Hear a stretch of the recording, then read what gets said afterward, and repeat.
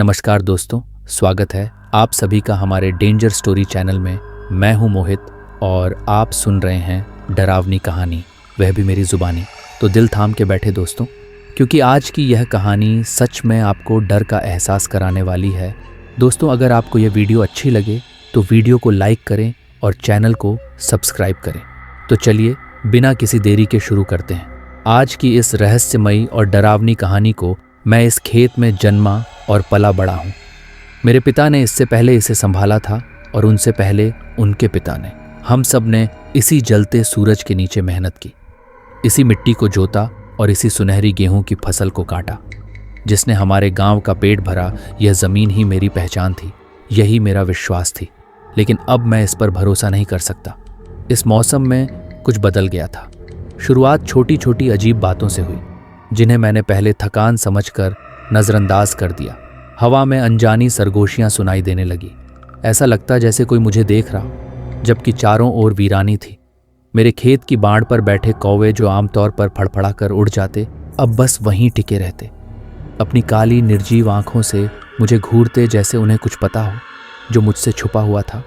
पर मैंने ध्यान नहीं दिया, क्योंकि किसान के पास इन अंधविश्वासों के लिए समय नहीं होता। ज़मीन मेहनत मांगती है, तुम्हारे हाथों की, तुम्हारे पसीने की, कभी कभी तुम्हारे खून की भी। अगर तुम उसे नहीं देते तो ज़मीन तुम्हें निगल जाती है। पर जैसे जैसे दिन बीतते गए, मेरा खेत मुझे अपना नहीं लगा। गेहूं की फसल समय से सुनहरी नहीं हुई, बल्कि अजीब तरह से हरी ही बनी रही। रात में मैंने अपने घर के बाहर धीमे घिसटते हुए कदमों की आवाज़ें सुनी। वे मेरे लकड़ी के घर के चारों ओर घूमती। जब भी मैं दरवाज़ा खोलता, किसी चोर या किसी आवारा जानवर की तलाश में, वहाँ कुछ नहीं होता। बस सुनी काली रात और मेरे खेत, जो अंधेरे में दूर तक फैले हुए थे। गर्मी अपने चरम पर थी। जब मैंने उसे पहली बार देखा, सूरज ढल चुका था, लेकिन पश्चिम में अब भी नारंगी आभा थी। मैं कुएं के पास खड़ा था, माथे से पसीना पोंछते हुए, जब मैंने अपने खेत के सुदूर छोर पर एक परछाई देखी। फसल की आखिरी कतार के ठीक उस पार एक औरत वहाँ खड़ी थी, बिल्कुल स्थिर। उसकी आधी काया ऊंचे गेहूं में छिपी हुई थी।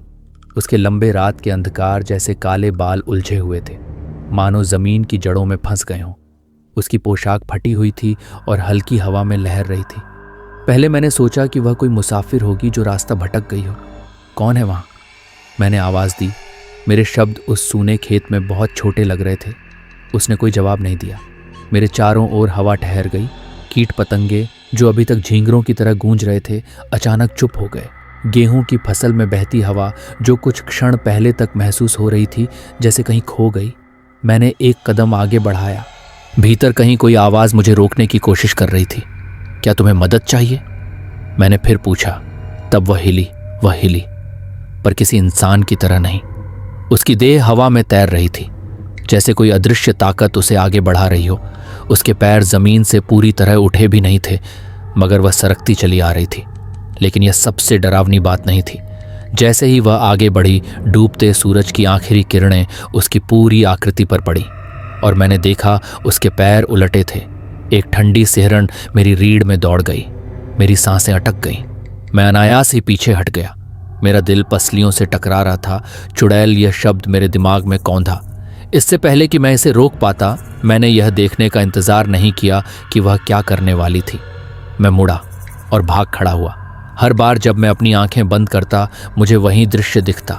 वह मेरे खेत में खड़ी थी, उसके मांस में धंसे हुए उलटे पैर, उसकी खाली भयावह आंखें जो मुझे चीर कर देख रही थी। अगली सुबह मैंने खुद को समझाया कि यह सब मेरी थकान का नतीजा था, आंखों का धोखा, कोई सपना जो खुली आंखों से देख लिया। मुझे अपने काम पर ध्यान देना था। पर जब मैं बाहर निकला तो मेरी रूह कांप गई। पद चिन्ह मिट्टी पर गहरे निशान थे, मेरे घर के चारों ओर घूमते हुए। पर सबसे अजीब बात यह थी कि यह पद चिन्ह उलटे थे, जैसे जो भी यहाँ आया था वह पीछे की ओर चल रहा था। मैं वहीं जम गया। मेरा खून ठंडा पड़ने लगा। गांव के बुजुर्ग अक्सर ऐसी बातों के बारे में कहते थे। पीढ़ी दर पीढ़ी चली आ रही कहानियां उन औरतों की जो गुस्से और बदले की भावना के साथ मरी थीं, जो मरकर भी लौट आई थी चुड़ैलों के रूप में। मैंने हमेशा इन बातों को अंधविश्वास समझकर हंसी में डाल दिया था। अब तक कांपते हाथों से मैंने उन पद चिन्हों का पीछा किया। वे मुझे खेत तक ले गए, वही जगह जहां मैंने उसे पहली बार देखा था। वहां की गेहूं की फसल रातों रात सूख चुकी थी, मृत गेहूं का एक परफेक्ट गोल घेरा। मैंने खुद को समझाया कि यह सब महज एक संयोग था। अंधविश्वासों का किसान की जिंदगी में कोई स्थान नहीं होता। अगर हम हर दावे से डरते रहते तो कभी खेतों में बीज ना बोते, कभी फसल ना काटते। मैंने अपने डर को पीछे धकेल दिया, पर जमीन मुझे भूलने नहीं दे रही थी। रात में मैंने सुनी सरगोशियां पहले धीमी गेहूं के खेतों की सरसराहट के पीछे छुपी हुई, फिर वे तेज होने लगी। वे मेरा नाम पुकार रही थी, वे खेतों से आ रही थी। मैंने दरवाज़ा नहीं खोला। सुबह सड़ांत मैंने जैसे ही आंखें खोली, मेरे नथुनों में एक भयानक बदबू घुस गई। सड़ते हुए मांस की गंध में भागकर बाहर गया और मेरा दिल डूब गया। कुआं मेरे एकमात्र पानी के स्रोत का पानी काला पड़ चुका था। कुएं की पत्थरों पर एक गाढ़ा टार जैसा पदार्थ चिपका हुआ था। बदबू इतनी तीव्र थी कि मेरा दम घुटने लगा। मैंने बाल्टी नीचे डाली। डरते हुए सावधानी से जब मैंने उसे वापस खींचा, पानी लाल था, खून जैसा। गांव के बुजुर्ग। मेरा सीना घबराहट से कस गया। मैं भागकर गांव के सबसे बुजुर्ग व्यक्ति के पास पहुंचा, एक बूढ़ा जिसने अपनी जिंदगी में बहुत कुछ देखा था। जैसे ही मैंने उसे सब बताया, उसका चेहरा काला पड़ गया। तुमने उसे देख लिया है ना? मैंने संकोच किया, फिर धीरे से सिर हिला दिया। वह गहरी सांस लेकर अपना माथा मलने लगा। तुम्हें उसे नहीं देखना चाहिए था, कौन है वह? मैंने धीमी आवाज में पूछा। वह बूढ़ा आदमी मेरी आंखों में झांकते हुए बोला, वह पुरानी है, इस गांव से भी पुरानी। हमारे पूर्वजों के आने से बहुत पहले उसे इन्हीं खेतों में दफनाया गया था और अब वह इंतजार कर रही है। किसका इंतजार? उसकी आंखें मुझसे मिली। तुम्हारा रात गांव लौटते वक्त मेरे अंदर एक अजीब सा बोझ था। मैं चाहता था कि यह सब सिर्फ एक बुजुर्ग की बातें हों, बस बेतुकी कहानियां। पर मैं जानता था कि यह सच है। मैंने उसे देखा था, मैंने उसकी मौजूदगी महसूस की थी, मेरे खेतों में, मेरी मिट्टी के अंदर फैलती हुई अपनी सड़ी हुई जड़ों की तरह। पर मैं भाग नहीं सकता था। ये ज़मीन मेरी थी, मेरा इकलौता सहारा। मेरे पिता और उनके पिता इसी मिट्टी से जुड़े थे। मैं इसे कैसे छोड़ देता? शाम तक जब मैं अपने खेत के पास पहुंचा तो देखा वही जगह जहां वह खड़ी थी। वहां की फसल अब और भी काली हो गई थी, जैसे जले हुए हड्डियों के ढांचे। मैंने नजरें फेर ली। मैं इसे और नहीं देखना चाहता था। उस रात फुसफुसाहटें तेज हो गईं। मैं अपने बिस्तर पर लेटा रहा।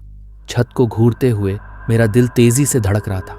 वो आवाजें दीवारों से रिस रही थी, एक अजीब भाषा में कुछ बुदबुदा रही थी। घर का माहौल भारी हो गया था। हवा गीली और ठंडी थी, जैसे किसी ने गीला कपड़ा मेरी त्वचा पर लपेट दिया हो। फिर दरवाजे पर दस्तक हुई, धीमी ठहरी हुई। मैंने अपनी सांस रोक ली। दोबारा दस्तक। मैंने खुद को जबरदस्ती उठने पर मजबूर किया। मेरा शरीर डर से सुन्न पड़ चुका था। मेरे बिस्तर के पास रखी लालाटेन की लौ तेजी से कांप रही थी, जैसे किसी अदृश्य सांस ने उसे हिला दिया हो। थक एक और दस्तक, धीमी लेकिन जानबूझ कर दी गई। मैं खड़ा हुआ और दरवाजे तक जाने वाला हर कदम पहले से ज्यादा भारी लगता गया। मेरी उंगलियां कांप रही थीं। जब मैंने कुंडी पर हाथ रखा, दिल एक अजीब आशंका से भर गया था। अंदर से एक आवाज कह रही थी, मत खोलो, लेकिन मुझे देखना था। मैंने दरवाजा खोला। सामने कुछ नहीं था, बस खेतों का खाली विस्तार जो रात के अंधेरे में विलीन होते जा रहे थे। लेकिन फिर भी मुझे एहसास हो रहा था कि कुछ था, कुछ जो बस कुछ क्षण पहले तक वहां मौजूद था। और तभी मेरी नजर नीचे गई। पद चिन्ह खेत से मेरे दरवाजे तक आते हुए उल्टे पैरों के निशान। अगली सुबह मैंने सूरज पूरी तरह उगने तक खुद को घर से बाहर निकलने से रोके रखा। जब मैंने बाहर कदम रखा तो सबसे पहले उन्हीं पद चिन्हों को देखा। वे अब भी वहीं थे, मिट्टी में गहरे उभरे हुए, जैसे रात ने खुद उन्हें संजो कर रखा हो। हवा में एक अजीब सा गंध था। सड़ांत की मैं अपने खेतों की तरफ बढ़ा और दिल में अजीब सा भय उमड़ने लगा। और फिर जो मैंने देखा उसने मेरी सांसें रोक दी। आधा खेत सड़ चुका था। कल तक जो गेहूं की फसल लहराती थी वह अब काली पड़ चुकी थी, बेजान मुड़ी, जैसे किसी अदृश्य आग ने उसे झुलसा दिया हो। मिट्टी गहरे रंग की हो गई थी, गीली दलदली, जैसे नीचे से कुछ रिसकर ऊपर आया हो, जमीन को झड़ दे रहा हो। मैं घुटनों के बल बैठा और उंगलियों से मिट्टी को छुआ। छिपछिपी थी, गर्म थी, जैसे खून डर ने मेरी रीढ़ में सेंध दौड़ा दी। मैंने कभी ऐसी हालत नहीं देखी थी। सबसे भयानक सूखा भी मेरे खेतों को ऐसा नुकसान नहीं पहुंचा सका था। तभी अचानक हवा का एक झोंका मेरे खेतों से गुजरा। गेहूं की बेजान बालियां झुक गईं और मुझे यकीन था हवा में किसी की आवाज़ थी, एक धीमी फुसफुसाहट। चले जाओ। मेरा दिमाग शून्य हो गया। दिल की धड़कनें इतनी तेज थीं कि कानों में गूंजने लगी। मुझे मदद चाहिए थी, मुझे जवाब चाहिए थे। उस शाम मैं बुजुर्ग के घर लौटा। इस बार वह पहले से मेरा इंतजार कर रहा था। तूने चेतावनी को नज़रअंदाज कर दिया, उसने थके हुए स्वर में कहा। मैंने मुश्किल से गले की खुश्की को निगला। मुझे ये रोकने का तरीका बताइए। बुजुर्ग ने लंबी सांस भरी। फिर उसने एक मिट्टी का कटोरा उठाया जिसमें कोई काला तरल भरा हुआ था। पी ले, उसने आदेश दिया। मैंने झिझकते हुए कटोरे को देखा। ये क्या है? बुजुर्ग की आंखें अंधेरे में चमक उठी। देखने के लिए मैं नहीं देखना चाहता था, लेकिन कहीं ना कहीं मुझे पता था अब कोई और रास्ता नहीं बचा था। मैंने कटोरा उठाया और धीरे धीरे अपने होठों तक ले गया। तरल गाढ़ा था, कड़वा, और गले से उतरते ही ऐसा महसूस हुआ जैसे शहद राख में बदल गया हो।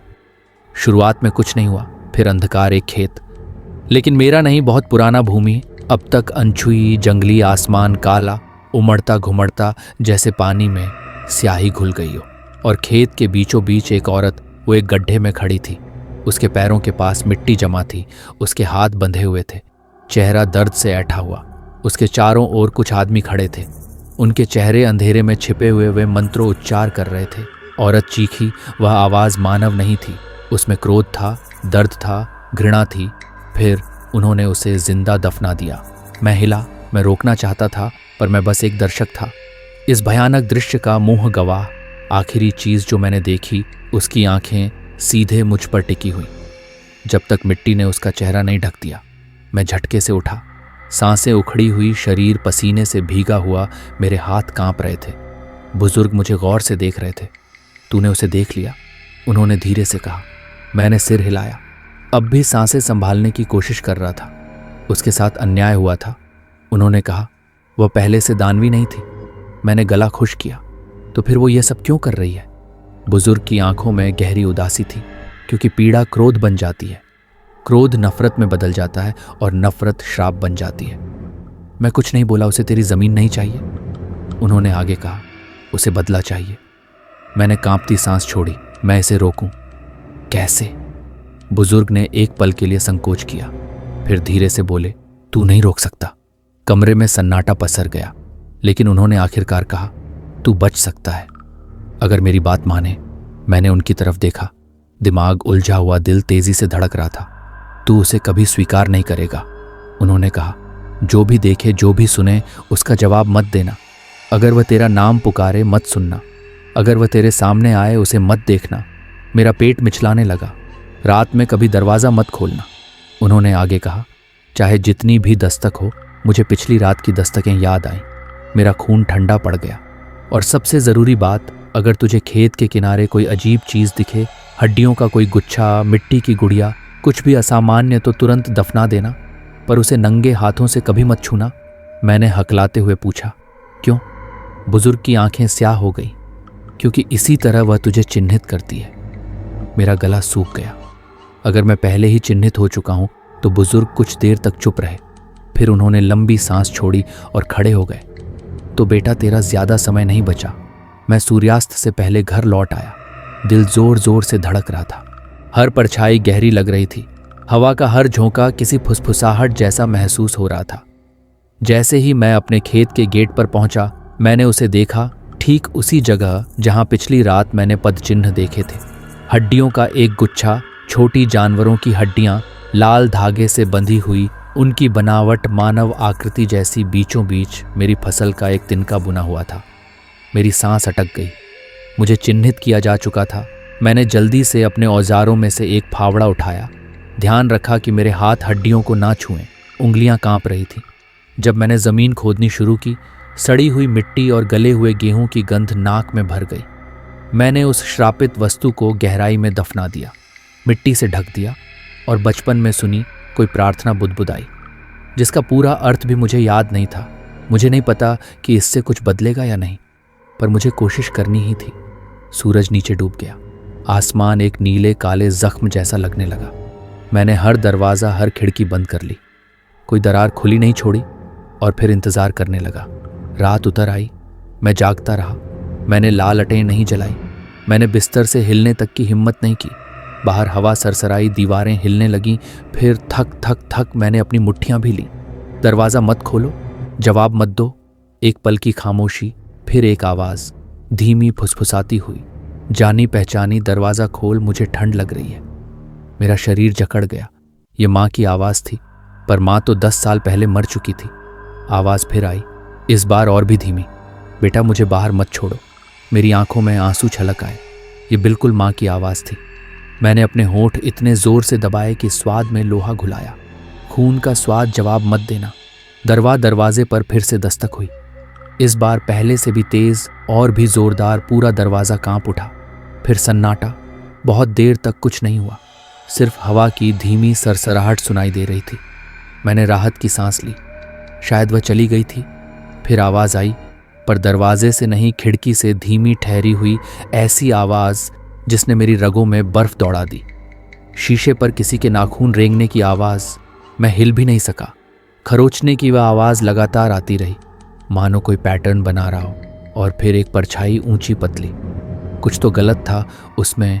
वो हिली भी नहीं, बस खिड़की के बाहर खड़ी रही, मुझे घूरती रही। अंधेरे में भी मुझे पता था वह मुस्कुरा रही थी। मैंने अपनी आंखें कसकर भी ली। उसे मत देखो, उसे मत मानो। मैं वैसे ही बैठा रहा, घंटों तक अपने ही शरीर में कैद। किसी वक्त पर वह आवाज़ें बंद हो गई। हवा का दबाव भी हट गया, पर मैं उस रात नहीं सोया। सुबह का उजाला धीरे धीरे फैला। किसी तरह मैं खुद को घर से बाहर ले गया। शरीर अब भी डर से कांप रहा था। खेत वैसे ही दिख रहे थे। आसमान साफ था, पर कुछ अजीब था। बहुत ज़्यादा सन्नाटा था। हवा ठहरी हुई थी, परिंदे चुप थे। मैं कुएं की ओर बढ़ा। पानी निकालने जैसे ही झुका, मेरी नज़र पड़ी। परछाई पानी में, एक चेहरा था, मेरा नहीं। मैं घबराकर पीछे हट गया। पानी में लहरें उठीं और वह चेहरा गायब हो गया। मेरा दिल जोर जोर से धड़कने लगा। वह ताकतवर हो रही थी। मैं मुड़ा और तभी उसे देखा। दरवाजे पर एक नाम खुदा था। मेरा नाम, गहरे निशान जैसे किसी नुकीले नाखून से उकेरे गए हों। मतलब साफ था, वह मुझे जानती थी। अब वह मुझे बुला रही थी। मैं दौड़ता हुआ बुजुर्ग के घर पहुंचा। उन्होंने मेरी हालत देखी और उनकी आंखों में चिंता उतर आई। अब देर हो चुकी है, उन्होंने धीरे से कहा। मैंने घुटते हुए पूछा, मैं इस श्राप से कैसे बच सकता हूं? बुजुर्ग कुछ देर चुप रहे, फिर बोले, सिर्फ एक तरीका है। मैं थोड़ा और झुका। क्या उनकी आंखों में अंधेरा था जहां उसे दफनाया गया था? तुम्हें वहीं जाना होगा। मुझे झुरझुरी आ गई। फिर उन्होंने लंबी सांस ली। तुम्हें उसे खोदना होगा। क्या मेरा शरीर शून्य पड़ गया? क्यों? उन्होंने मेरी आंखों में देखा। क्योंकि यह खत्म करने के लिए तुम्हें देखना होगा कि उसके साथ क्या किया गया था। मेरे हाथ मेज पर कस गए, पर मेरे पास कोई और चारा नहीं था। अगर मैंने कुछ नहीं किया, वह मुझे ले जाएगी, वह सब कुछ खत्म कर देगी। मैंने कांपती आवाज में पूछा, वह कहाँ दफन है? बुजुर्ग की फुसफुसाहट मेरे कानों में गूंज उठी। तुम्हारे खेत के नीचे उस रात चांदनी के हल्के उजाले में मैं अपने खेत के बीच खड़ा था। मेरे हाथ में एक फावड़ा था, वहीं जहां गेहूं काला पड़ गया था, वहीं जहां वह इंतजार कर रही थी। मैंने गहरी सांस ली और मिट्टी खोदनी शुरू की। गीली मिट्टी भारी थी, जैसे खुद को पकड़ कर रख रही हो। गड्ढा गहरा होता गया। सड़न की बदबू तेज होती गई और फिर फावड़ा किसी चीज से टकराया। न पत्थर, न लकड़ी, कुछ नरम। मैंने खुद को रोका। पसीना मेरी रीढ़ से बह रहा था। कांपते हाथों से मैंने मिट्टी हटाई। उंगलियां, एक हाथ, एक औरत का चेहरा, और फिर उसकी आंखें खुल गईं। मैं सांस नहीं ले सका। उसकी आंखें चौड़ी, खोखली, जिंदा, सीधे मुझ पर जमी थी। मेरा शरीर जड़ हो गया। हर भावना चिल्ला रही थी, भागो, लेकिन मैं हिल भी नहीं सका। उसकी लाश के चारों ओर मिट्टी हिलने लगी। जमीन मेरे घुटनों के नीचे कांप उठी। एक नरम, भीगा हुआ सा अजीबोगरीब शोर हवा में तैर गया, जैसे कुछ अपने ही कब्र से बाहर खींचा जा रहा हो। फिर उसके होंठ हिले। मैंने कोई शब्द नहीं सुने, मैंने उन्हें महसूस किया। एक फुसफुसाहट जो मेरे कानों में सरक गई, मेरे विचारों को जकड़ लिया। तुमने मुझे बुलाया। मैं हाँफ उठा, पीछे की ओर गिर पड़ा। नहीं नहीं, मैंने ऐसा कुछ नहीं किया। मैं तो बस उसे रोकने की कोशिश कर रहा था। हवा खेतों में गूंज उठी। उसकी फुसफुसाहट चारों दिशाओं में फैल गई। अब यह बताना मुश्किल था कि वह कहाँ थी, या शायद वह हर जगह थी। और फिर वह हिली। एक हाथ, सफ़ेद सड़ा गला अचानक ऊपर उठा और मेरी कलाई पकड़ ली। बर्फ, दर्द सड़ा। मैं चीख पड़ा। उसकी पकड़ और कस गई। जहां उसने मुझे छुआ वहां आग और बर्फ का एक साथ एहसास हुआ। मैंने खुद को छुड़ाने की कोशिश की, खींचा झटका, जमीन में अपनी एड़ियां गड़ा दी, लेकिन वह असंभव रूप से मजबूत थी। उसके होंठ खुले, उसका जबड़ा अस्वाभाविक रूप से फैल गया। अंदर झांका, जहां गले का होना चाहिए था वहां सिर्फ अंधेरा था, एक स्याह गहराई। और फिर वह मुझे अपनी ओर खींचने लगी। मिट्टी में उसकी कब्र में, उसके अंदर तभी एक आवाज़ गहरी गूंजती हुई। जितनी पुरानी यह ज़मीन थी, बुजुर्ग, वह खेत के किनारे खड़ा था। मंत्र बुदबुदा रहा था। शब्द मेरे लिए नहीं थे, वे उसके लिए थे। उसकी पकड़ ढीली हुई। मैंने खुद को झटका और पीछे गिर पड़ा। मिट्टी में हाँफ गिरा और वह चीख पड़ी। दर्द में नहीं, क्रोध में उसका शरीर मुड़ने लगा, जैसे कोई टूटी हुई गुड़िया हो। हाथ पैर ऐसे झूल गए जैसे किसी और दिशा में ही लग गए हों। बुजुर्ग ने अपना मंत्र जारी रखा। हवा गूंज उठी। गेहूं की फसल जमीन पर झुक गई, जैसे किसी अनदेखी शक्ति के आगे नतमस्तक हो रही हो। और फिर वह शांत हो गई। एक पल के लिए सब कुछ थम गया। फिर उसने कहा, तुम्हें लगता है कि कुछ शब्द मुझे रोक सकते हैं? बुजुर्ग एक पल के लिए ठिठक गया और उसी क्षण उसने हमला किया। हवा तेज हो गई, दुनिया अंधेरे में डूब गई और फिर मैंने सब कुछ देख लिया। मैं अपने खेत में नहीं था, मैं उसके अतीत में था। एक अलग समय, एक अलग दुनिया। मैंने गांव को देखा, छोटा, अनगढ़, आधुनिक हाथों से अछूता लोग। मैं उन्हें पहचानता था, उनके चेहरे जाने पहचाने, लेकिन अधिक युवा। और फिर मैंने उसे देखा। वह एक समय में खूबसूरत थी, इससे पहले कि उन्होंने उसे नष्ट कर दिया। लंबे काले बाल, गहरी आंखें, लाल साड़ी में सजी एक औरत वह खेत में खड़ी थी, उसी खेत में जो अब मेरा था। मैंने देखा कुछ आदमी उसकी ओर बढ़े। गांव वाले, उसका चेहरा भय में ऐंठ गया। मैं उनके शब्द नहीं सुन सका, लेकिन मैं जानता था कि वे क्या कह रहे थे। मैं जानता था कि वे क्या करने वाले थे। उन्होंने उसे डायन कहा, खेतों में सूखा पड़ने का दोष उस पर मढ़ दिया, बीमारी के लिए उसे दोषी ठहराया, फिर उसे जिंदा दफना दिया, यहीं उसी जमीन के नीचे जिसे अब मैं जोतता हूं। मैंने देखा वह मिट्टी को खुरच रही थी, चीख रही थी, गिड़गिड़ा रही थी। कोई नहीं सुन रहा था, कोई मदद के लिए नहीं आया। आखिरी चीज जो उसने देखी थी, उससे पहले कि मिट्टी उससे हमेशा के लिए निगल जाए, वह चांद था और फिर अंधेरा। मैं हड़बड़ा कर उठा। मेरी सांसें तेज थीं, शरीर पसीने से भीग चुका था। खेत स्थिर था, बुजुर्ग गायब था और वह मेरे ऊपर खड़ी थी। वही औरत जिसे मैंने उस दर्शन में देखा था, लेकिन अब वह कुछ और बन चुकी थी। उसका एक समय का सुंदर चेहरा अब विकृत था। तेज हड्डियों पर कसा हुआ उसकी आंखें, अंतहीन अंधेरा। उसका मुंह एक भयावह मुस्कान। वह जानती थी कि मैंने देख लिया है और अब वह चाहती थी कि मैं भी वहीं भुगतन। अब तो समझ गए ना, उसने फुसफुसाया। मैंने खुद को हिलाने की कोशिश की, लेकिन मैं हिल भी नहीं सका। वह और भी झुक गई। उसका चेहरा मेरे चेहरे से बस कुछ ही इंच दूर था। सड़ांत मिट्टी, मौत, उसकी गंध मेरे फेफड़ों में भर गई। तू वहीं काटेगा जो उन्होंने बोया था। उसकी उंगलियां मेरे सीने पर अटकी और मैंने महसूस किया श्राप अब उसका नहीं था, वह मेरा था। मुझे नहीं याद कि मैं घर तक कैसे पहुंचा। मुझे नहीं पता कि उस रात और क्या हुआ, बस इतना जानता हूं, कुछ बदल चुका था। अगली सुबह जमीन मर रही थी, मेरी फसल सूख चुकी थी, मेरी मिट्टी काली पड़ चुकी थी और गांव वाले वे मुझे उसी तरह देखने लगे जैसे कभी उसे देखा था, डर के साथ, शंका के साथ। अब मैं सिर्फ एक किसान नहीं था, मैं शापित था। और जल्द ही मुझे समझ आ गया कि इसका मतलब क्या था। पहला संकेत हवा। अब उसमें जमीन की सूखी जानी पहचानी महक नहीं थी, अब वह भारी थी, नम सड़ी गली जैसे किसी दफनाए गए शरीर की सांस, और वह फुसफुसा रही थी। पहले तो बहुत हल्की, सूखे पत्तों की सरसराहट जैसी, लेकिन जैसे जैसे दिन बीतते गए आवाजें साफ होने लगीं। वे मेरा नाम पुकार रही थी, शिव शिव। हर बार जब मैं बाहर जाता, ठंडे पसीने से नहा जाता, वे आवाजें मेरा पीछा कर रही थी। खेतों में, गांव में, मेरे अपने घर में। रात में मैंने उन्हें दीवारों के अंदर सुना। कोई मुझे देख रहा था और वह पास आ रहा था। दूसरा संकेत, बीमारी। ये मेरी फसलों से शुरू हुआ। गेहूं काला पड़ गया, सूख गया, जैसे किसी आग ने छू लिया हो। पशु चारा खाने से इनकार करने लगे। उनकी आंखों में कोई अनदेखा भय था। फिर वो मुझ तक पहुंच गई। ये मेरी कलाई पर हल्की सी खुजली से शुरू हुआ। मैंने ध्यान नहीं दिया। किसान की जिंदगी में छोटे मोटे घाव और कीड़े मकोड़े आम बात थी, लेकिन अगली सुबह वह फैल चुकी थी। मेरी चमड़ी पतली परतों में उतरने लगी और नीचे अंधकार था, काला गहरा। मैंने उसे खुजलाया, रगड़ा, तब तक घिसता रहा जब तक खून नहीं निकल आया। लेकिन सड़ान भीतर थी, बढ़ रही थी, फैल रही थी। तीसरी रात में अचानक हाँफता हुआ जागा। कुछ मेरे गले में था। मैं कांपते हाथों से शीशे के सामने पहुंचा, मुंह खोला और फिर मैंने देखा जड़ें पतली काली कीड़ों की तरह रेंगती हुई मेरे भीतर उग रही थी। मैंने मुंह से उल्टी की खून सड़ांत बेसिन में गिरते ही दुर्गंध असहनीय हो गई। मैं जमीन पर गिर पड़ा, पूरे शरीर में झुरझुरी दौड़ गई और तभी मैंने उसे हंसते सुना, धीमी खोखली मेरे ठीक पीछे। मैंने घूम कर देखा, कुछ नहीं, लेकिन शीशे में उसका चेहरा था, देखता हुआ, मुस्कुराता हुआ, इंतजार करता हुआ। हफ्ते के अंत तक गांव वालों को पता चल गया। मेरे खेत शापित हो चुके थे, मेरे पशु मुझसे दूर भागते थे और मेरा शरीर बदल रहा था। वे धीमी आवाज में बात करते, उनकी आंखों में डर था।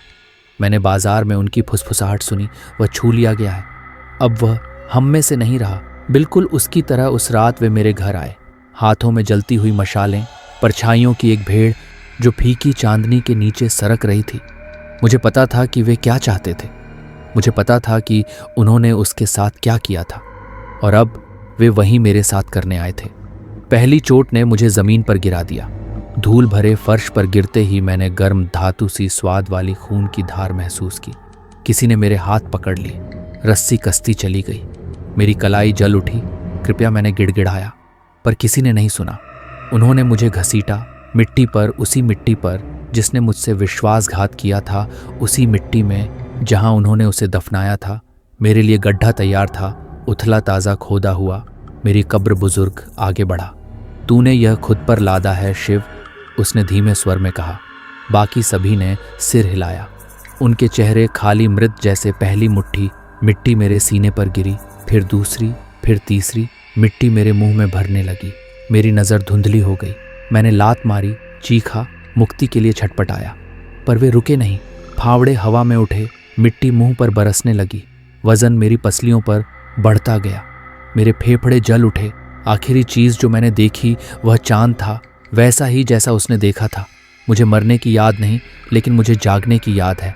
मिट्टी मुझ पर जम चुकी थी, मुझे जकड़ चुकी थी, मेरी त्वचा के अंदर तक घुस चुकी थी। मैं हिल नहीं सकता था, मैं सांस नहीं ले सकता था, पर मैं मरा नहीं था, अभी नहीं। कहीं ऊपर गांव वालों की फुसफुसाहट अब भी सुनाई दे रही थी, मध्यम धुंधली। और फिर मैंने उसे सुना। अब समझ आया है ना? मैंने आंखें खोली और मैंने उसे देखा। धरती के ऊपर नहीं, बाहर नहीं, बल्कि कब्र के भीतर मेरे साथ। वह मुस्कुराई और फिर उसने मेरी ओर हाथ बढ़ाया। कब्र के अंदर कोई आवाज़ नहीं होती, कोई हवा नहीं, कोई रोशनी नहीं, सिर्फ वह अंधेरे में सरकती है। उसकी उंगलियां मेरी त्वचा को छूती हैं। ठंडी सड़ी गली, सदियों पुरानी। अब तू महसूस कर रहा है ना? उसकी आवाज़ मेरे सिर के अंदर गूंजती है। मेरी हड्डियों के अंदर मैं हिलने की कोशिश करता हूँ, पर मैं हिल नहीं सकता। मिट्टी का बोझ मेरी छाती पर दबाव बना रहा है, मुझे कुचल रहा है। मेरे फेफड़े जल रहे हैं, मेरा शरीर हवा के लिए तड़प रहा है। मुझे मर जाना चाहिए था, लेकिन मैं मरा नहीं। कुछ है जो मुझे यहाँ रोक रहा है, कुछ है जो चाहता है कि मैं तड़पता रहूं, और फिर मैं उसे महसूस करता हूँ। जड़ें पतली रेंगती हुई बेलें मेरी त्वचा के नीचे घुस रही हैं, मेरी पसलियों के चारों ओर लिपट रही हैं और गहराई तक ढस रही हैं।